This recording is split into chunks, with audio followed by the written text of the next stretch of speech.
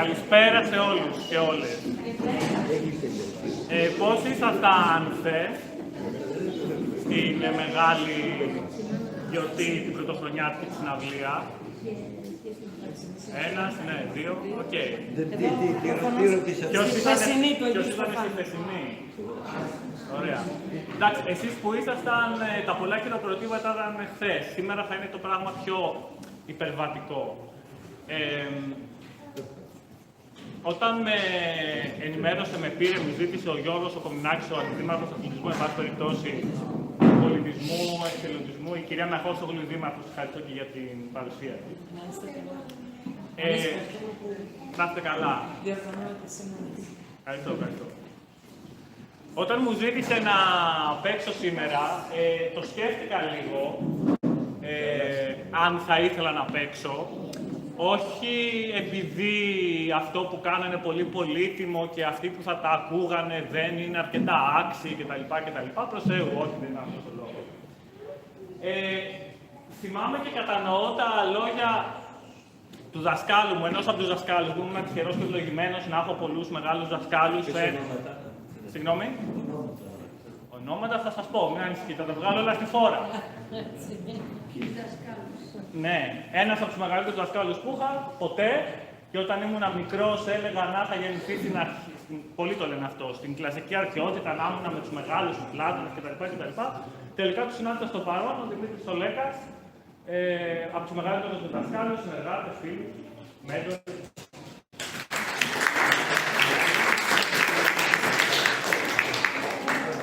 Ένας άλλος δάσκαλος, γιατί είχα την ευλογία να έχω πολλούς δασκάλους, ήταν ο Τόνιος Σέρτζεν, με τον οποίο έκανα Aikido. Ο οποίος έκανε μια τεχνική υπερβατικής δυσκολίας, μαγική θα τη λέγαμε, αλλά δεν είναι αυτό το θέμα. Το θέμα είναι ότι μου είχε πει κάποια στιγμή ότι ξέρεις κάτι, δεν θέλω να την δείχνω, να την κάνω αυτή την τεχνική, γιατί εγώ την κάνω όχι για να αυτοπροβληθώ, αλλά να δημιουργήσω από κάτω την απορία ότι μα πώς το κάνεις αυτό, θέλω κι εγώ, και να μπει ο άλλος στη διαδικασία της μάθησης, της εξέλιξης, της προόδου. Αυτό λοιπόν το οποίο έχω κάνει εδώ και αρκετά χρόνια είναι μία μέθοδος εκμάθησης, η APO μέθοδος, digital method, η οποία δεν έχει καμία απήχηση. Οπότε θεωρώ ότι αυτό το έργο το οποίο κάνω και προσπαθώ να αναδείξω κτλ. Ως προς αυτό δεν έχει καμία ιδιαίτερη επιτυχία, είτε ατομικά είτε θεσμικά περιπτώσει και στον αθλητισμό και στην τέχνη. Εκεί έγκυται η ένστασή μου λοιπόν. Γιατί για να έρθω να παίξω εδώ σήμερα, η ποσότητα της μελέτης και η τεράστια πολυπλοκότητά της είναι μια επένδυση εκ μέρους μου ιδιαίτερη, όπως γνωρίζετε όσοι παίζετε, εν πάση περιπτώσει. Connecting your life, ωραία. Οριζόντια πρέπει. Τι? Οριζόντια έχει κάθε. Όχι, οριζόντια. Μας δίνετε την ευκαιρία να σας γνωρίσουμε. Βεβαίως. Να κάνουμε και διαπροσωπικές σχέσεις. Στην Αμερική λοιπόν που πήγα, για να προωθήσω και λίγο την APO μέθοδο, αντελήφθη ότι και οι Αμερικάνοι, και ίσως έλεγα και ειδικά οι Αμερικάνοι, γιατί τουλάχιστον στην Ελλάδα ήταν περισσότερο από τους δασκάλους, όπως ο Δημήτρης Τολέκας, ο Μιχάλης ο Μουτζής, ο Κάρλος Ντελεόν, ο οποίος Καναδός είναι βέβαια, αλλά έρχεται στην Ελλάδα, ο Σπύρος ο Γκεζελής, στη Μεγάλη Ρώσικη Σχολή. Δεν μπορούσαν να κατανοήσουν την έννοια της βαθιάς δουλειάς. Αυτό το οποίο ονομάζουμε, εν πάση περιπτώσει, και shadow work, εργασία με τη σκιά κτλ. Θεωρούν δηλαδή και στην Αμερική, όπως ίσως και εδώ πολλοί, ότι η βαθιά εργασία είναι εργάζομαι πολλές ώρες, διαβάζω. Άστο τώρα, κράτα το, δεν πειράζει, το βάζει μετά. Διαβάζω πολλές ώρες κτλ.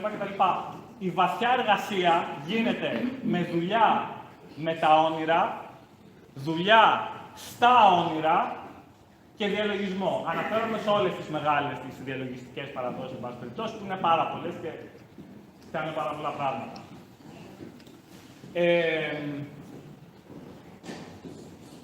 Αυτός είναι ο μοναδικός τρόπος και ο μοναδικός δρόμος να εξελιχθεί ένας άνθρωπος και να βελτιωθεί, εν πάση περιπτώσει. Να έρθει σε επαφή με αυτό που λέμε, τον πυρηνικό του εαυτό, ή αυτό που λέμε και δεν αρέσει σε μερικούς ορολογικά, συμφωνώ κιόλας, το ασυνείδητο το λεγόμενο, εν πάση περιπτώσει.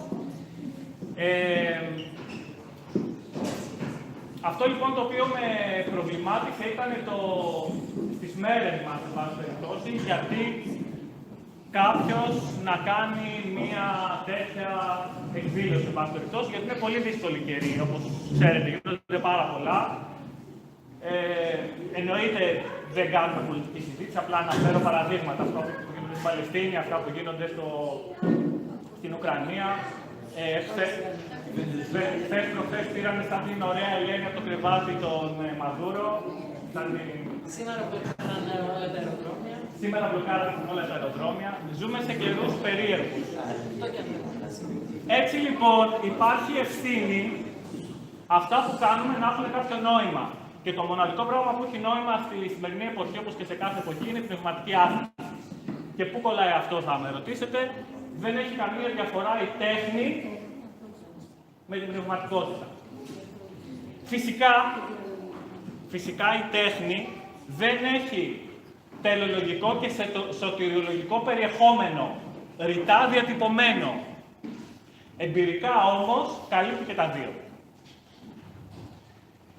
Η τέχνη είναι ο τρόπος να έρθουμε σε επαφή με το ωραίο, με το όμορφο, που είναι σκοπός, παύλα, αυτοσκοπός σε όλες τις μεγάλες πνευματικές παραδόσεις, όχι στις θρησκείες φυσικά, διότι στις θρησκείες, όλες τις θρησκείες, που είναι πολιτικά συστήματα και προέρχονται από τις πνευματικές παραδόσεις και όχι το αντίστροφο όπως και κάποιοι θεολόγοι πιστεύουν θέλουν να μας πείσουν. Το ωραίο είναι σκοπός ή αυτοσκοπός, το όμορφο, η αναγνώριση του ωραίου, του πραγματικού μας εαυτού κτλ.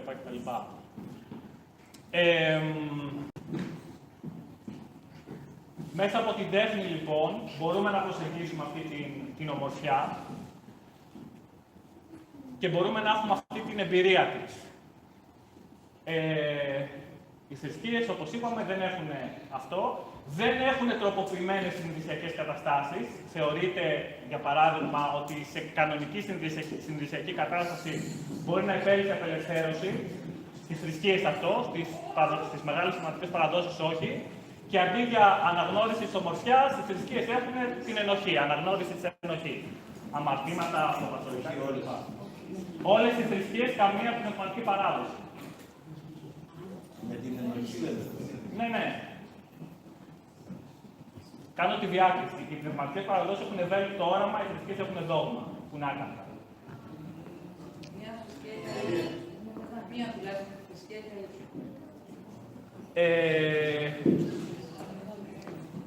Μπορούμε φυσικά αυτό να το κάνουμε μια μεγάλη κουβέντα.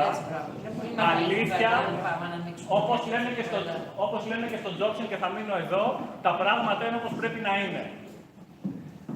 Αλήθεια υπάρχει παντού, σε όλα, και αναγνώριση αυτής της αλήθειας με την υπερβατική και υπερβατολογική πολλές φορές προσέγγιση είναι και στον πυρήνα των παραδόσεων. Παρακαλώ. Η αλήθεια υπάρχει στα μαθηματικά. Η αλήθεια είναι ένας πρωτόγονος όρος, δεν έχει σημενόμενο, αλλά είπα να μην το φορτίσω επιστημολογικά το διάλογο και συζήτηση σε πάση περιπτώσει, αλλά ναι, με τον Δημήτρη τον Λέκα κάνουμε μια πολύ μεγάλη προσπάθεια επιστημολογικά και θα αναφερθούμε, θα μιλήσει και ο Δημήτρης τον Λέκα μετά, θα κάνουμε και μια παρουσίαση έτσι, που προσπάθησα να είναι έτσι όσο γίνεται μια πιο ολοκληρωμένη βραδιά. Θα αναφερθούμε και ακροφυγώς και στην επιστημολογική μας προσπάθεια που κάνουμε, και ολοκληρώνουμε και ένα βιβλίο και τα λοιπά και τι κάνουμε. Εν πάση περιπτώσει, αυτά είναι όλη τι ήθελα να πω. Και μιλώντας για πνευματικότητα, αυτό που θα ήθελα να σας καλέσω να το συνδέσετε με το πνεύμα των εορτών, δείχνω το έλατο εκεί. Αυτό που θέλω να σας καλέσω να κάνετε, αυτό ταιριάζει άλλωστε και στη σημερινή ημέρα, είναι να αναλογιστούμε τα Χριστούγεννα ως εποχή, όχι με την έννοια θρησκευτικά, τι σημαίνουν η γέννηση του κτλ., αλλά ως μία περίοδο η οποία επανέρχεται κάθε χρόνο. Αυτή η κυκλικότητα είναι εξαιρετικά σημαντική στη ζωή μας, πάνω απ' όλα. Γιατί βλέπουμε ότι όλα τα πράγματα επαναλαμβάνονται κυκλικά. Μα γιατί σε μένα να πέφτω πάντα σε τέτοιους τοξικούς ανθρώπους, γιατί πάντα να μου συμβαίνει αυτό, γιατί πάντα αυτό κτλ. Όμως και εμείς δεν πάμε πίσω με τις επιλογές μας. Για παράδειγμα, και τελειώνω, τα Χριστούγεννα. Εκτός από το να πάμε, να φάμε, να ακούσουμε, οκ, αυτό είναι μια κυκλικότητα. Το θέμα είναι να υπάρχει ένα ενάρετο σπιράλ και να οδηγεί κάπου. Τι το καινούριο κάναμε εκτός από την επανάληψη? Αυτό λοιπόν θεωρώ ότι είναι ένα σημαντικό πνευματικό μάθημα που μπορούμε να πάρουμε από την κυκλικότητα των εορτών και να βρίσκουμε κάθε φορά σε εορτές ευκαιρία να Προσκατούμε κάτι καινούργιο. Κάτι θετικό, όχι απλά. Και να ελέγχουμε και τον εαυτό μας. Και θετικό, βεβαίως. Και να ελέγχουμε και τον εαυτό μας. Γιατί καινούργιο. Καλά, και τα φορικά και επενδυτικά εξολογικές κρίσεις είναι και μπορούμε να το δούμε και από μια πνευματική άποψη, ότι όλα είναι καλά, τέλος πάντων, από μια πολύ μακρινή άποψη. Το θέμα είναι να υπάρχει πρόθεση και το όραμα. Ακριβώς, γιατί όλα δεν είναι καλά. Πρέπει να υπάρχει πρόθεση. Και όραμα, γιατί ο δρόμος προς την κόλαση είναι στρωμένος με καλές προθέσεις. Όραμα πάνω απ' όλα. Αυτό λοιπόν το οποίο θα σας καλέσω και μετά στον μπαχ που θα ακούσουμε είναι μιας και θα έχουμε την τέχνη, θα έχουμε τις τροποποιημένες συνδεσιακές καταστάσεις, οι οποίες μπαίνουν αν, εν πάση περιπτώσει, η τέχνη πετύχει σε ένα μέρος του σκοπό της. Είναι να κάνουμε μια άσκηση με αυτή την κυκλικότητα. Οπότε να εκμεταλλευτούμε αυτή την ακρόαση. Μην είναι απλά μία ακόμα ακρόαση. Okay? Όχι ότι θα κάνω εγώ κάτι το ιδιαίτερο και ξεχωριστό, εμείς το κάνουμε το ιδιαίτερο και ξεχωριστό. Λοιπόν, αυτά ήθελα να πω τα ολίγα. Θα πούμε κι άλλα στη συνέχεια. Μην θα κουράζω. Όχι, θα σας κουράζω. Και ήταν η ιδέα. Θα ξεκινήσουμε με κρύα χέρια ζεστή καρδιά, αλλά αυτό δεν βολεύει πολύ στο παίξιμο της κάρτας, αλήθεια είναι. Πρέπει όλα ανοιχτά, είναι απλά εγώ το...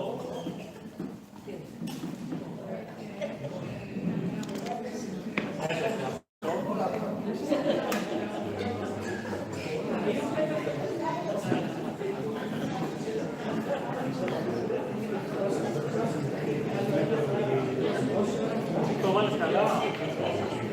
Δεν κάτσεις, είναι σε ζητήσω. Α, έλα, ναι. Κοίταξε, μην πατάει και κάνα πλήκτρο το όλες από κάτω, Έτσι την πάτσα πριν.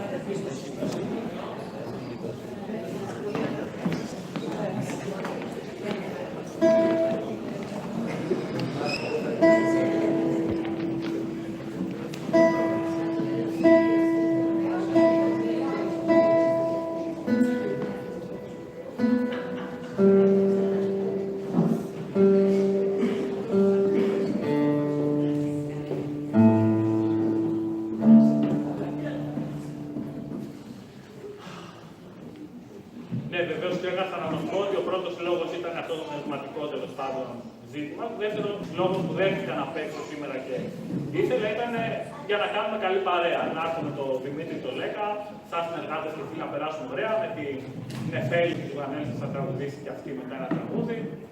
Και είναι και αυτό φυσικά σημαντικό. Λοιπόν, Είστε αυτάρτης πλήρως. όλοι είμαστε, όπως λέει το Ευαγγέλιο για το λουλούδι. Θα ξεκινήσω με τη Μαγιόρκα του Ισάκ Αλμπένη. Γενικά θα παίξω ένα αρκετά συντομευμένο πρόγραμμα τύπου ρεσιτάλ για να παίξω μετά και τα ντουέτη και τα τελειωμάτια.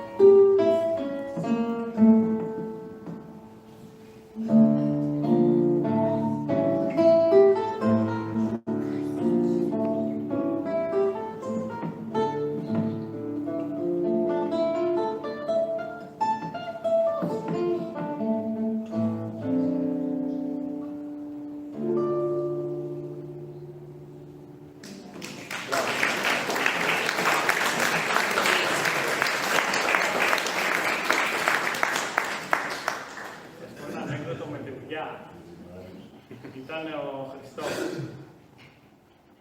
Και του λέγανε οι Απόστολοι, Χριστέ μου, είναι κάτι παιδιά εδώ, μας πετάνε πέτρες συνέχεια, μας κοροϊδεύουν, τι θα γίνει πια. Άσε τα παιδιά. Τέλος πάντων, συνεχίζει, πάλι οι Απόστολοι, Χριστέ τι θα γίνει, δεν σταματάνε τα παιδιά με τίποτα. Πετάνε πέτρες, μας κοροϊδεύουν, μας τραβάνε τα ρούχα. Αφήστε τα παιδιά. Συνεχίζεται αυτό, στο τέλος, ξαναπάνε τελευταία φορά, λοιπόν κάτι πρέπει να γίνει. Χριστέ μου, πρέπει να υπάρξει κάποια λύση. Αφήστε τα παιδιά να έρθουν. Ένα, δεν θα πιάσουν.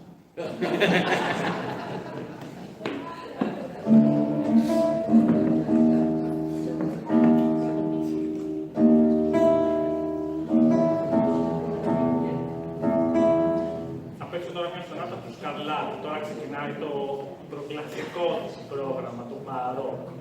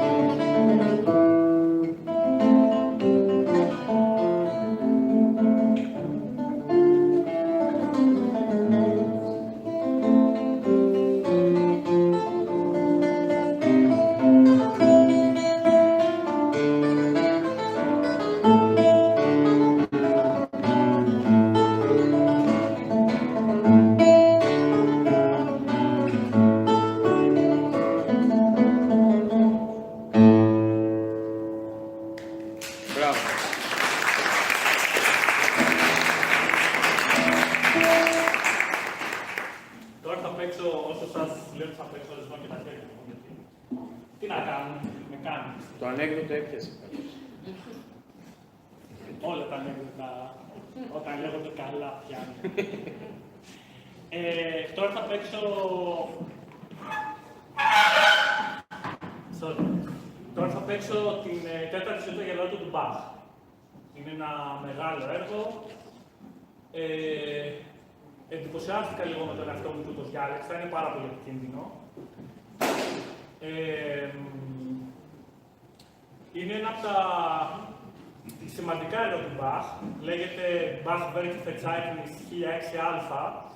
Έχει φτιαχτεί πάνω στο αντίστοιχη σουίτα, στο έργο για βιολί το 1006. Το οποίο το πρώτο, το πρελούδιο, είναι και το πιο γνωστό από όλη τη σουίτα.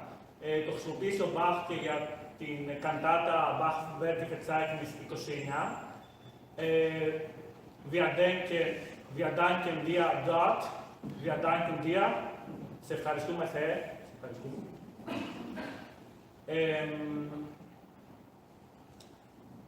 Αυτό το έργο λοιπόν, όπως και κάθε έργο που αρχίζει με πρελούδιο,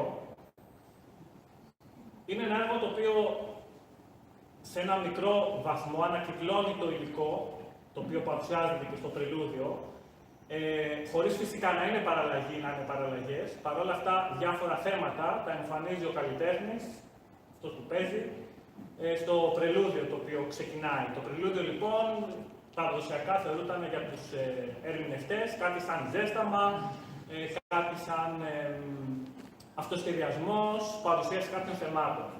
Αυτό λοιπόν που θέλω να σας ζητήσω, μιας και παραδοσιακά, ανάμεσα, όπως και σε ένα κονσέρτο και σε μια σουίτα, στα μέρη δεν υπάρχει χειροκρότημα, να συνδεθεί ο καθένας με την πρόθεσή του και όχι με τον αναλυτικό του νου, ο οποίος παράγει φασαρία, να συνδεθεί με την πρόθεσή του να αναγνωρίσει με αφορμή αυτό το έργο ζητήματα και καταστάσεις που παραλαμβάνονται στη ζωή του. Μη συνδεθείτε με τίποτα τρελά βαρύ. Κάτι έτσι κι αλλιώς θα σας οδηγήσει το έργο και αφήστε να σας οδηγήσει ελεύθερα, με την πρόθεσή σας και μόνο, αλλά για να έχει ένα θεραπευτικό χαρακτήρα, τον οποίο και προσπαθώ πάντα με τις πράξεις μου να προσφέρω, ας γίνει λίγο πιο συνειδητός προς αυτό, να αναμετρηθούμε λίγο με τον εαυτό μας, σε σχέση με αυτό το κομμάτι, τι επαναλαμβάνει στη ζωή μας, τι επανέρχεται με διαφορετικό τρόπο. Πολλές φορές άλλαξε ο Μανολιός, έβαλε τα ρούχα του αλλιώς. Άλλες φορές, όπως λέει και ο Δημήτρης, αυτό που μοιάζει περισσότερο με τον εαυτό του είναι αυτό που μοιάζει περισσότερο με μια φωτογραφία, είναι το αρνητικό της. Οπότε, στον Μπαχ δεν υπάρχει καμία έλλειψη από άπειρα θέματα, τα οποία με μοναδικό τρόπο τα ανακυκλώνει και τα ανασυντάσσει. Πολλοί λένε μάλιστα κιόλας και με μαθηματικό τρόπο και το αναλύουν κτλ. Δεν έχει σημασία, σημασία έχει ότι υπάρχει. Οπότε, σας καλώ να αξιοποιήσετε αυτή την προσπάθεια που θα γίνει με αυτόν τον τρόπο.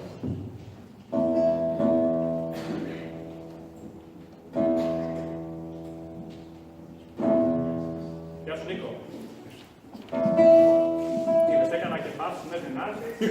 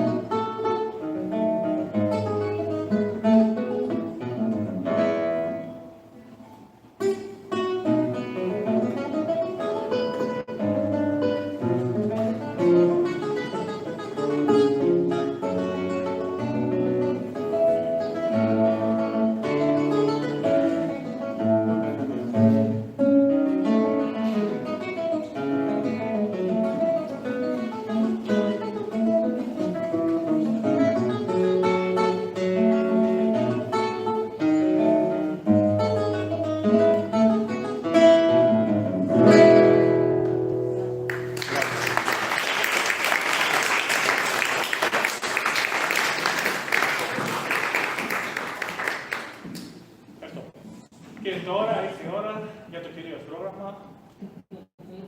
Μπορώ να ρωτήσω κάτι. Ναι. Πώς θυμάσαι όλα αυτά χωρίς παρτιτούρες? Λοιπόν, αυτό μου το είχαν πει και πέρυσι. Και γενικά, Ήθελα και αυτό. Συγχαρητήρια. Πραγματικά, πραγματικά. η απάντηση είναι η εξής. Και είναι μόνη απάντηση. Ότι έχει νόημα για μένα αυτό που παίζω. Μου είναι, πώς ας πούμε θα λέγαμε τα Άλλο είναι κάρτα. αυτό. Σύνηθες είναι, γιατί εγώ έχω παρακολουθήσει συναυλίες και έχουν όλοι μια παρτιτούρα. Αυτό εξαρτάται από τη σχολή, κυρίως στο πιάνο. Όλοι παίζουν το σχόλιο. Ναι. Στο πιάνο παίζουν κάποιοι με παρτιτούρα. Έλα, Ο Σέλτ έχει δίκιο, Ναι, πολλά. Πώς σου στείλω. Αν δεν είναι αυτό σημασία, δεν είναι αυτό σημασία, γιατί και αυτός που παίζει από παρτιτούρα έτσι κι αλλιώς τα ξέρει τα περισσότερα απ' έξω. Εντάξει. Το Ναι, θέμα είναι για υπενθύμηση το λέω, ναι. Ναι. Υπάρχουν μηχανισμοί όπως το self-prompting, η αυτοδιέγερση τέλος πάντων, αυτοπροέγερση, όπου συγκεκριμένα σημεία προδιεγείρουν το νευρικό σύστημα για να παίξει τα επόμενα τέλος πάντων. Υπάρχουν μηχανισμοί, πάντως ναι, ίσχυστε, ναι. Λοιπόν, για να δω αν αυτό γράφει, έχει μπαταρία, τι κάνει. Έτσι δείχνει. Ωραία, 5 σταθεροί, μου κάναν και 2 like. Yes, καλά παίζω. Ωραία, οπότε... Να αρχίσουμε σιγά σιγά.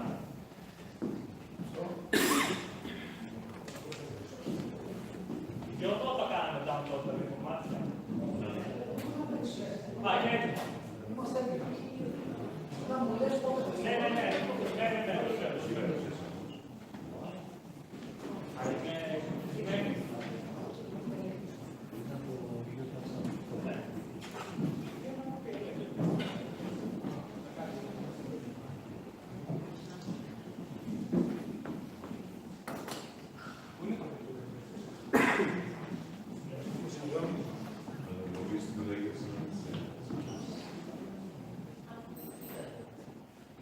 Α, τώρα βάζουμε,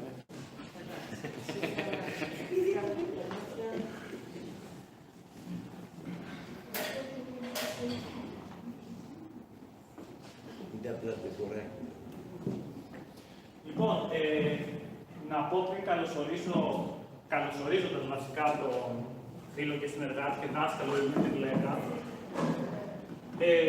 ότι ο Δημήτρης Λέκας, έχοντας κάνει στη ζωή του πολλά και θαυμαστά πράγματα και στην Αμερική και εδώ, είναι και ένας θησαυρός όντας και στο στενό κύκλο του Χατζηδάκη.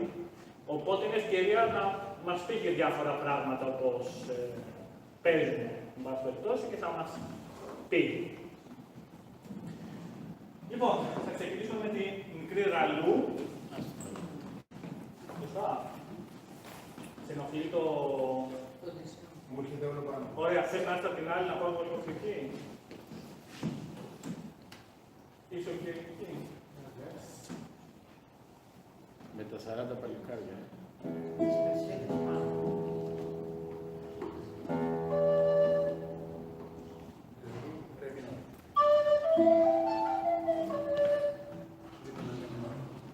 Ναι, ευχαριστώ.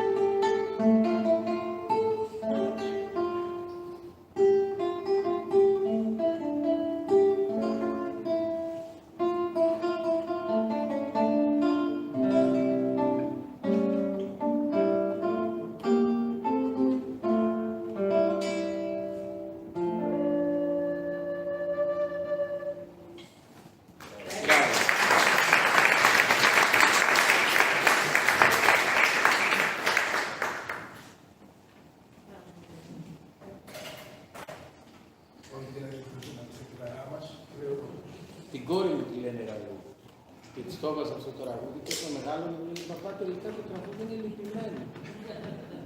Η αδελφή μου πέθανε από καρκίνο οριακά την πρόλαβα, της λέει: Δεν πειράζει, κορίτσι μου, πήγε με 40 παλικάρια.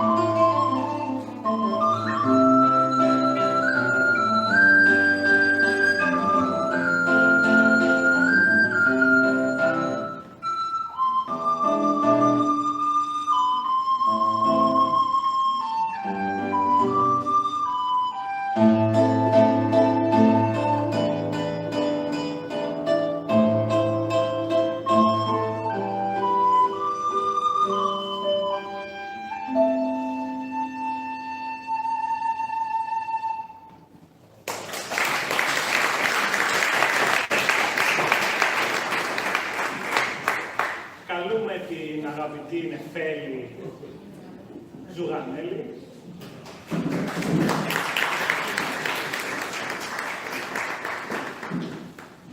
Θα χρειαστείς μικρόφωνο. Έχει εδώ ένα. Τι είναι. Νίκη. Μην καείς φούτα σου. Θες να πω. Θα στο φέρνω. Οκ. Θες μικρόφωνο. Ναι. Θες να το κάνεις. Δεν ξέρω αν φτάνει. Φτάνει. Δεν μου δώσει και ένα μικρόφωνο.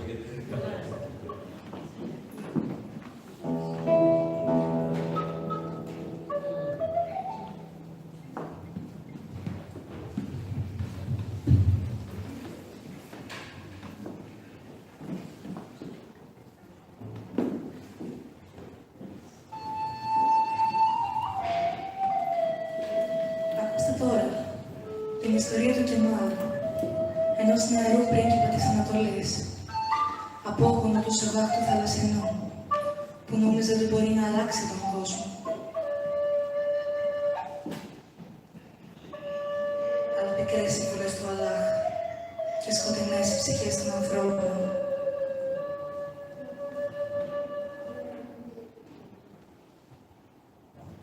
Στις Ανατολής στα μέρη μια φορά και έναν καιρό ήταν άδειο το κεμέρι, μουδιασμένο το νερό.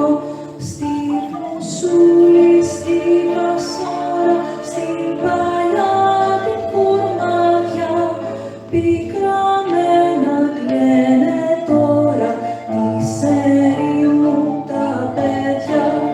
Κι ένας νέος από ζωή και γενιά βασιλική, αγρικάει το μυρολόι και τραβάει κατά εκεί. Τον κοιτάνε οι Βεδουίνοι με ματιά λυπητερή, κι όρκον στον Αλλάχ τους δίνει πως θα αλλάξουν οι καιροί.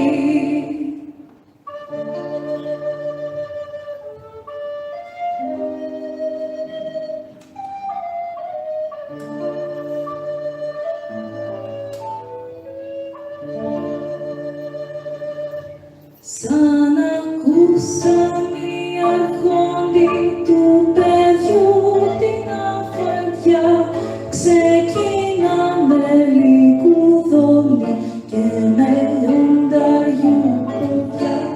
Απ' την Τίγρη στον Εφράτη κι απ' την γη στον ουρανό, κυνηγάν τον αποστάτη να τον πιάσουν ζωντανό.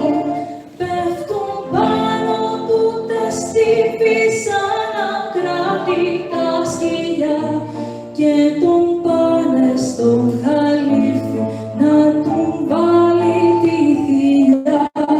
Μαύρο μέλι, μαύρο γάλα ήπια εκείνο το πρωί, πριν αφήσεις την κρεμάλα την στέρνη του την πνοή.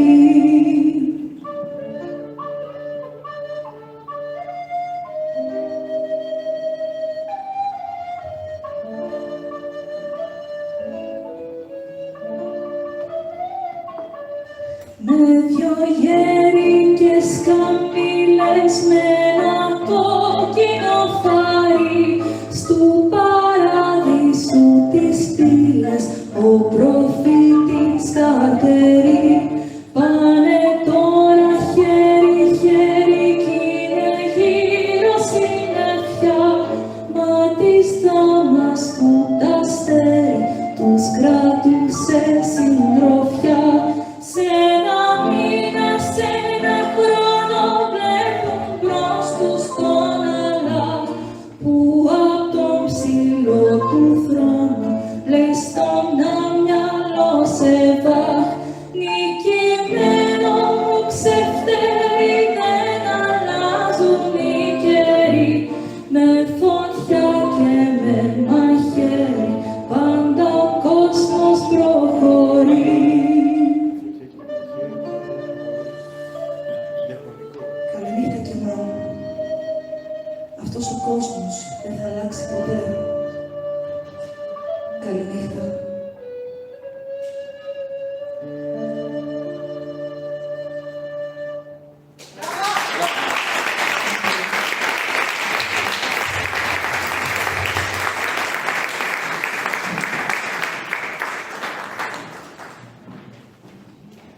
Δημήτρη, εσύ γνωρίστηκες αρχικά με το Χατζηδάκη στην Αμερική ή και νωρίτερα?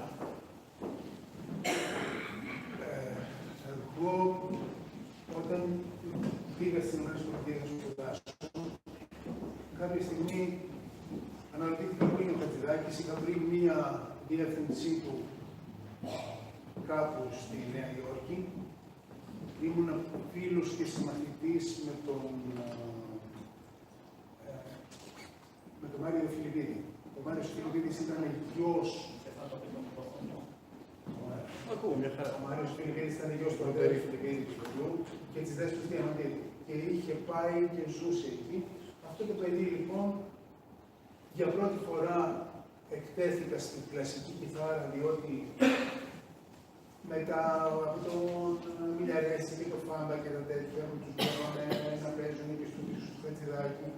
Εκεί αυτό το παιδί λοιπόν πήγε να σπουδάσει στις ΗΠΑ και όταν έφτασε εγώ στη Νέα Υόρκη, πήγα στο σπίτι του, πού είναι η μάνα του, λέω, μου λέει, έχει πάει στο Hollywood γιατί παίζει μια ταινία με το Μουντιάλ.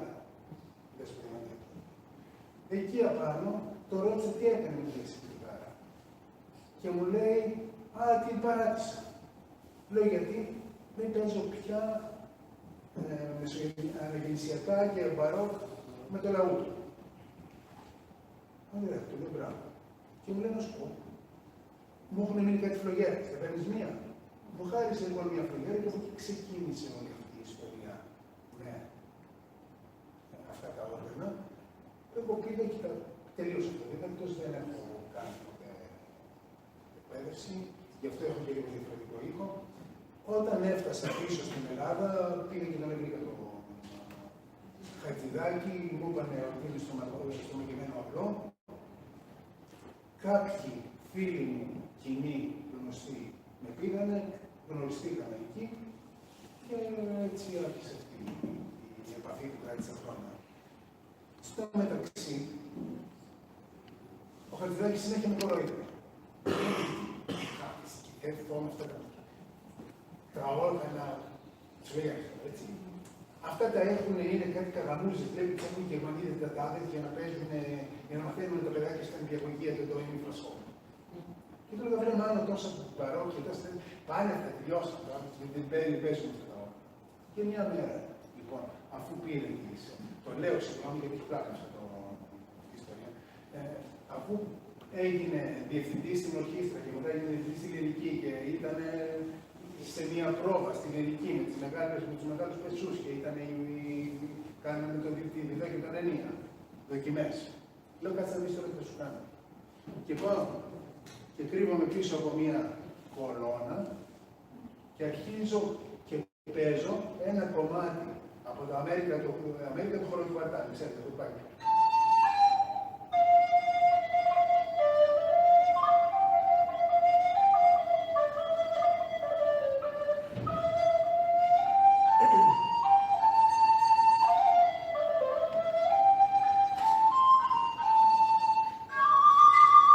Και τα ακούει αυτό ο Χατζηδάκης και λέει στους άλλους,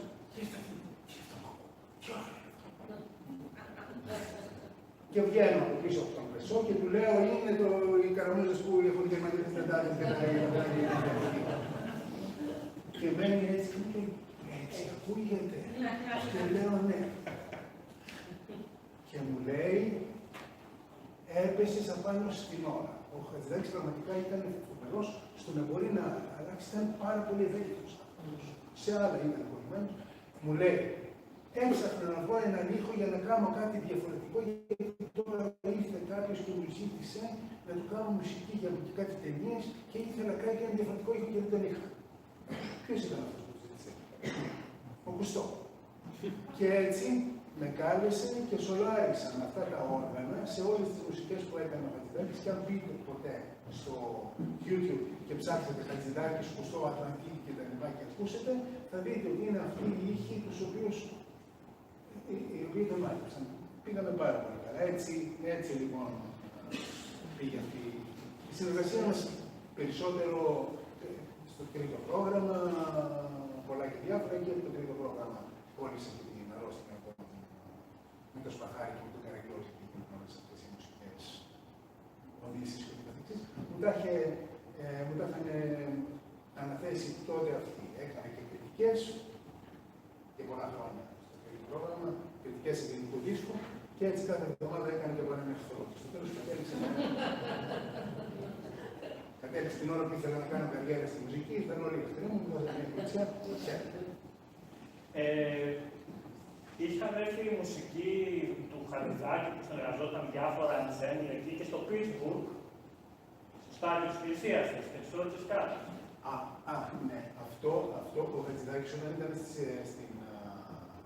ΗΠΑ είχε κάνει ένα δίσκο, δοκίμαζε πολλά καινούργια πράγματα. Μάζεψε λοιπόν κάποιους, αφού του δώσανε μουσικούς, ο Λέοναρντ Μπέρνσταϊν, ορχήστρα, που δεν το λέει κανείς ότι είναι φιλαρμονική της Νέας Υόρκης, που έπαιξε το χαμόγελο της Οκόντας, και μετά πήγε και βρήκε κάποιους από αυτούς τους φοιτητές του New York Rock and Roll Ensemble και έφτιαξε ένα δίσκο που λεγόταν Reflections.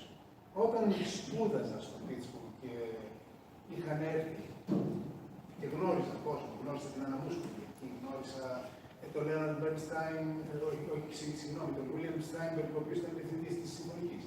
Εκεί λοιπόν σε μία φάση ήρθε και το New York Rock and Roll Ensemble και έτρεξα εγώ να δω, να ακούσω Reflection, τίποτα, λέξη. Όταν τελείωσε η συναυλία πήγα και τους είπα, παιδιά, γιατί δεν παίζετε? Περίμενα να παίξετε κάτι από τα Reflections του Χατζηδάκη. Και μου είπαν ότι αυτά είναι έργο του Χατζηδάκη τελείως, μας μεταχειρίστηκε σαν μουσικούς, μας έβαλε τα ντουέτα να κάνουμε τα όγκο και αυτά τα καταπληκτικά πράγματα, αλλά μου λέει χωρίς αυτό που μου λένε, ο Μάικλ κάνει και αυτό, χωρίς αυτό δεν μπροστά, εμείς δεν τολμάμε ποτέ να τα κάνουμε. Όχι μόνο γιατί δεν μπορούμε να τα παίξουμε πιστά γιατί χρειαζόμαστε την παρουσία του, αλλά επίσης γιατί το κοινό μας έχει την άλλα. Οπότε ας ακούσουμε από αυτό το ensemble, τον Κεμάλ, για να νομίζω ότι γράφει και στα αγγλικά ο Κεμάλ στην αρχή. Ναι, είναι από τα Reflections. Να τα ακούσουμε λοιπόν από τα Reflections, τον Κεμάλ, το πρώτο από τα δύο, να πάρουμε μια ιδέα της αισθητικής και της πολυπλοκότητας που μας μεταφέρει ο Δημήτρης Ολέγης.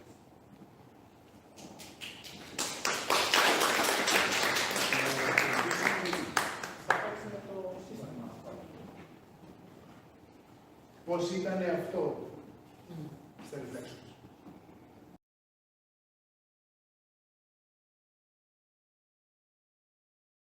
Καταλαβαίνετε από όλα αυτά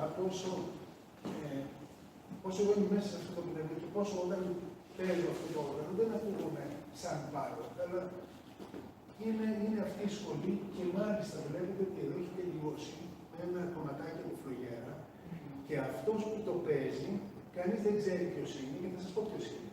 Είναι ο Νότης Περιάδης.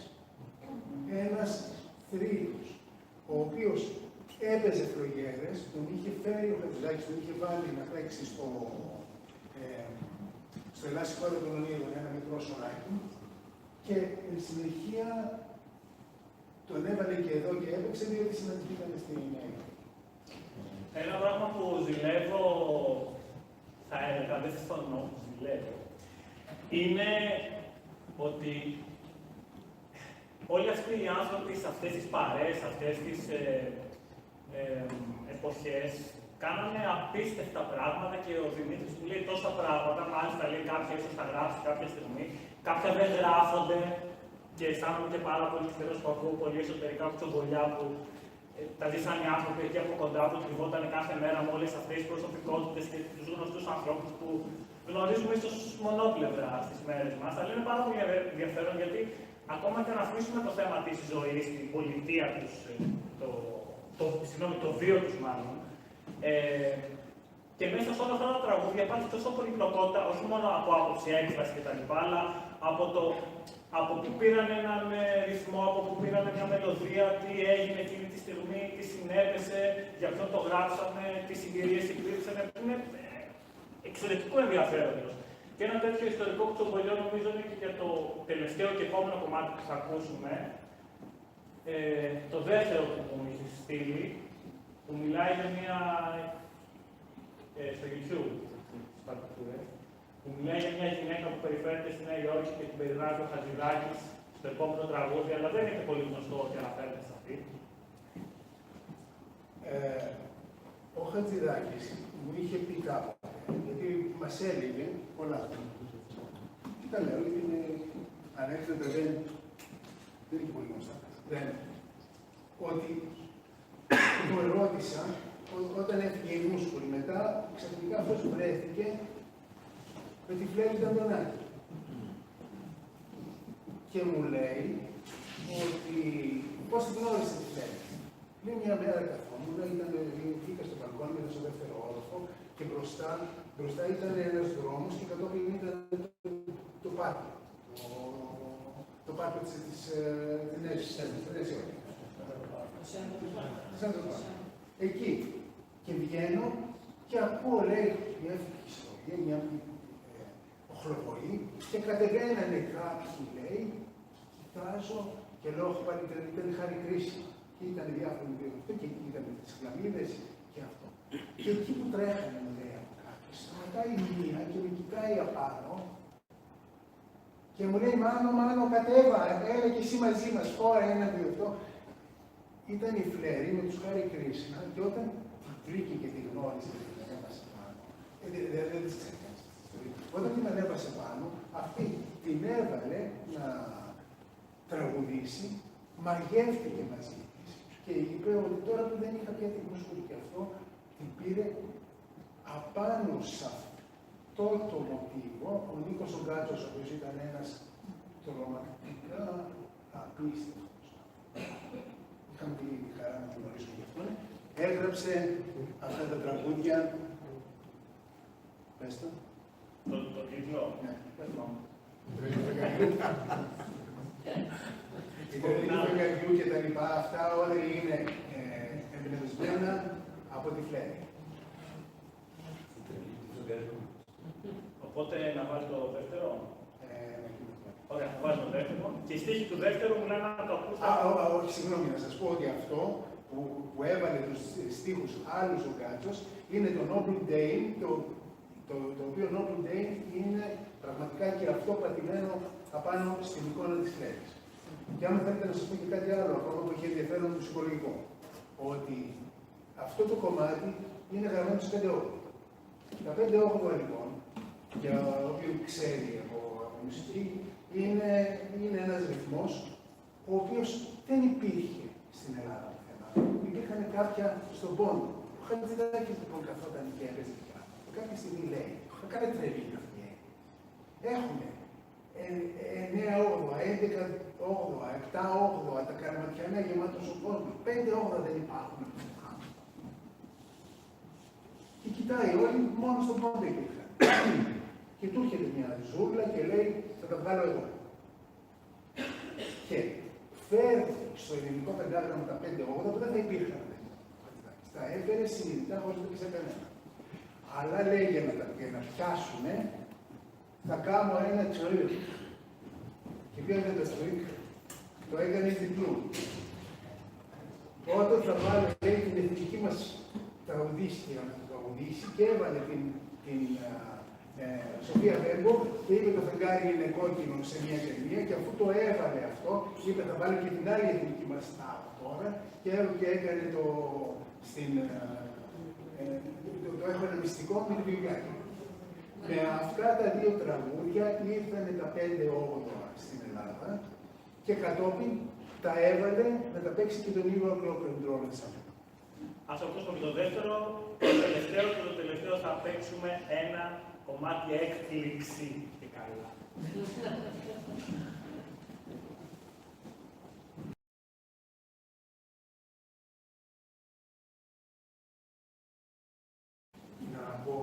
Να πω άλλη μια σύντομη, πολύ μυστική ιστορία σχετικά με το Χατζηδάκη, όπου έχω ανακατευτεί.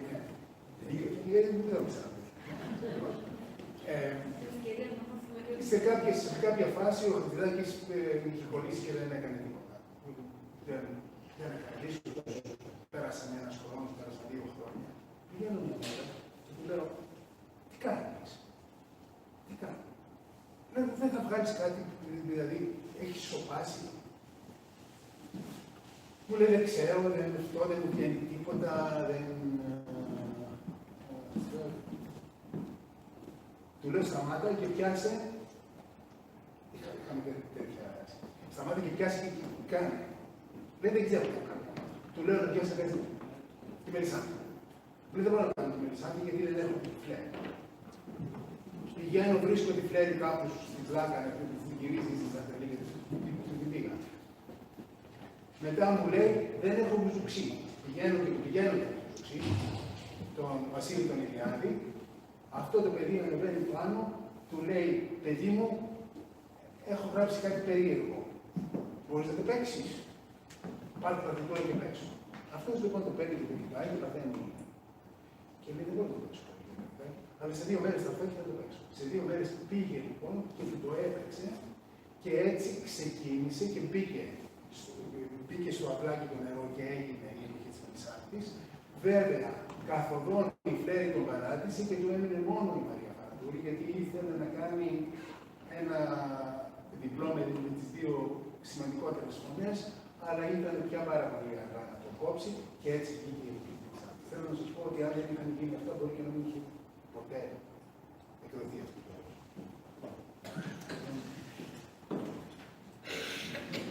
Έχουμε ένα μεγάλο μουσικό πλούτο, το οποίο καλό είναι να προσπαθούμε να το διαφυλάτουμε. Δυστυχώς και σήμερα δεν βλέπω παιδιά. Παιδιά όταν λέω 15-25. Παιδιά τα οποία πιστεύουν, μιλούσα με ένα μαθητή μου και του βάλε να ακούσω κάτι σκουπίδια και του έκανε τρομακτική εντύπωση που το πίστευε ότι, γιατί μου λέει, μα αυτή είναι δισεκατομμυρίουχος με αυτά που τραγουδάει. Και δεν μπορούσε να φανταστεί, να αντιληφθεί, να συνδέσει ότι υπάρχουν άνθρωποι που κάνουν τέχνη για την τέχνη και όχι για το χρήμα. Μα πώς, λέει, δεν κάνουν όλοι για τα λεφτά. Είχε πει και ο Φατιδάκης, μου είχε πει ότι η τέχνη είναι τελείως και αυτό είχε πει. Και έδωσε μια απάντηση σε έναν δημοσιογράφο. Ποια είναι η αξία της τέχνης. Όλοι. Τέλος πάντων, θέλω να πω, για να κλείσω κιόλας πριν παίξουμε το τελευταίο κομμάτι. Τέχνη για την τέχνη. Η τέχνη είναι, δεν έχει κάποια αξία με την έννοια δεν εμπορεύεται, αλφαγιώτα, με αυτή την έννοια. Βέβαια, δεν εξαντλείται ένα τόσο σύνθετο ζήτημα όπως αυτό της αμοιβής με το ότι είναι κάνουμε μόνο τέχνη για την τέχνη. Παρ' όλα αυτά, είναι σαν την πνευματικότητα. Όπως ξέρετε, όταν έχετε πάει κατηχητικό, δεν κάνεις προσευχή για να σε ανταμείψει κάποιος, δεν κάνεις διαλογισμό για να πετύχεις. Είναι ο καλύτερος τρόπος για να αποτύχεις το πνευματικό μονοπάτι, το να περιμένεις. Έτσι και στην τέχνη, θέλω να πιστεύω, και δυστυχώς αυτή η πολύ μεγάλη παράδοση που έχουμε, η εξαιρετική, χρειάζεται κάποια ενέργεια δική μας και πέραν της οικονομικής ενέργειας που έχουν όλα τα πράγματα στις μέρες μας. Οπότε, εκ μέρους μου τουλάχιστον, ήταν και μια προσπάθεια του σημερινού να υποθούν και 5 πράγματα παραπάνω και με το Δημήτρη που το λέτε. Λοιπόν, χάρτινο το φεγγαράκι. Πες, Δημήτρη. Ναι, το χάρτινο το φεγγαράκι, επειδή ήταν εδώ πέρα ο Άθος ο Ρανέλης, ένα από τα πράγματα που κάναμε και ίσως να το ξέρετε είναι ότι μας είχε αναθέσει ο Χατζηδάκης να κάνουμε κάτι με τον Σπανάρη και είπαμε να κάνουμε την Βιέννη ένα πλήδι με μαυρόαστες φιγούρες και με τους βάτραφους με χρωματιστές. Και ποιους θα βάλουμε να διαγωνιστούν στους βάτραφους, και η ιδέα του στενού κύκλου ήταν να βάλουμε να διαγωνιστούν ο Χατζηδάκης με το Θοδωράκι. Και έτσι κάναμε την παράσταση αυτή που λεγόταν οι Καριώζες και οι Βάτραχοι του Αριστοφάνη, όπου βγαίνουν ο Χατζηδάκης και ο Θοδωράκης με τις προσωνυμίες ο Εσχυλάκης και ο Ευρυπηδάκης. Και είχε γίνει αυτό που υπάρχει και στο YouTube κτλ. Όταν έγιναν όλα και μου είπε ο Χατζηδάκης ευτυχώς που νικάει ο Εσχύλος και θα νικήσει ο κ. Θοδωράκης, γιατί επειδή εγώ είμαι στο δεσπότη δεν μπορώ να το κάνω. Και μετά το κάναμε στο δίσκο και δεν νικούσε κανένας, και όταν το πήγανε και το έδωσα στο Μίκη που είχε φοβερό άλλο, δεν είχαν καμία επαφή, μου είπε ότι με αυτά που κάνατε θα βγαίνουν στον δρόμο και ο κάποιος θα με λέξει κιλά.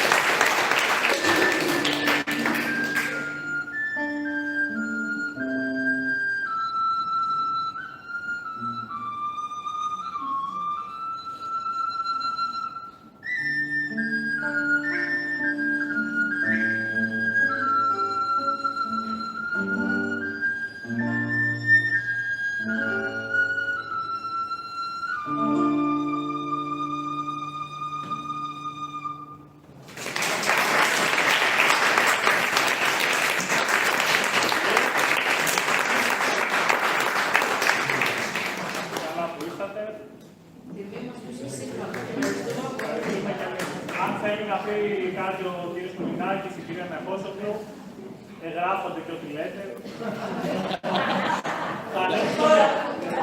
Δεν τα αλλάξετε. Ευχαριστούμε όλους τους παραπισκόμενους για τη σημερινή βραδιά. Ένα μικρό αντίδοτο, θα έλεγα, γιατί ανέφεραμε με την ιστορία του Δήμου μας. Είναι μεγάλο και θα σας εξετάσω σε μία εβδομάδα. Θα δούμε, θα δείξει. Αν θέλετε πιστοποιητικό από το κερδαξί, θα το λύσουμε. Καθόμουν πίσω, όσο καθόμουν πίσω, έβλεπα απ' έξω υπάρχει η ελληνική σημαία. Και το φεγγάρι από τότε. Και το φεγγάρι δεν ξέραμε από Δεν το πρόσθεσα. Η ελληνική σημαία από έξω μπήκε μέσα. Το ζήτημα είναι να δημιουργούμε ωραίες αναμνήσεις. Μία τέτοια βραδιά νομίζω ήταν και αυτή. Δεν είναι όλα του mainstream. Η αισθητική είναι πάνω από όλα. Αισθητική έχουμε όλοι. Διαφέρει. Μια χαρά είναι να διαφέρει. Σκοπός μας και χρήσιμο είναι να μπορεί να πηγαίνει και λίγο παραπέρα, βάζοντάς μας να μας σκεφτούμε. Εδώ δεν παίξαμε μόνο μουσική, είναι άνθρωποι πολύπλευροι και οι δύο, δύο διαφορετικές γενιές, έχει κερδίσει η μία γενιά από την άλλη και νομίζω ότι κερδίσαμε και εμείς απόψε ακούγοντάς τους συνολικά. Δεν είχαν παίξαν κάποια κομμάτια και φύγαν. Υπήρξε ένα σύνολο. Σας ευχαριστούμε πάρα πολύ και τους δύο.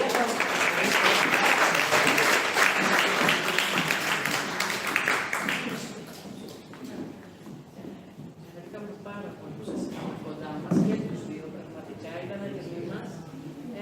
Όντως μια ξεχωριστή βραδιά η σημερινή, ιδιαίτερα όμορφη θα πω και μας προβλημάτισε, μας έφερε αναμνήσεις, ο καθένας βιώνει με τον δικό του τρόπο και τη μουσική και την τέχνη. Εύχομαι έτσι ξεχωριστή και ιδιαίτερα όμορφη να είναι και η καινούργια χρονιά. Να είστε όλοι καλά, να είναι μια χρονιά πιο ανθρώπινη, γεμάτη υγεία, αγάπη και ενότητα. Να είστε όλοι καλά. Ευχαριστούμε πάρα πολύ. Ευχαριστούμε πάρα πολύ στην Καλαδιακή. Πραγματικά μας ευχαριστήσω και ιδιαίτερα. Να είστε καλά. Ευχαριστούμε και εμείς. Ευχαριστούμε και τον Νίκο τον Καριστινό που μας έκανε την τιμή.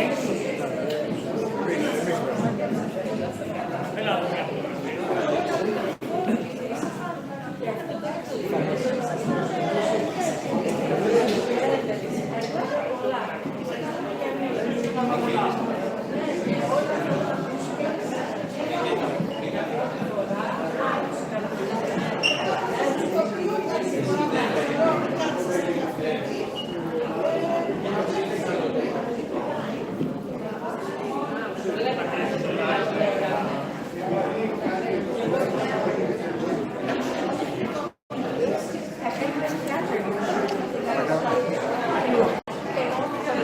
κλείνει αυτό.